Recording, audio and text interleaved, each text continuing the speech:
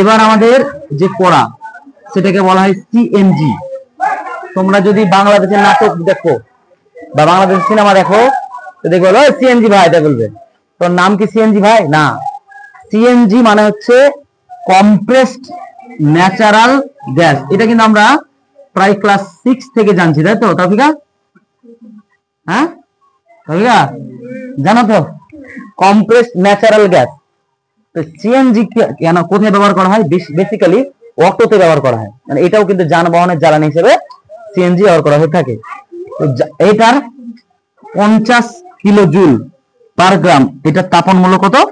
50 kilo joule per গ্রাম, মনে থাকবে।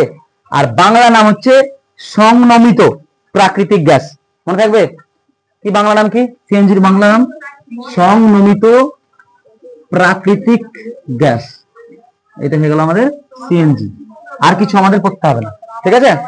বোঝা গেল? আর কিছু এখান থেকে পড়তে হবে না।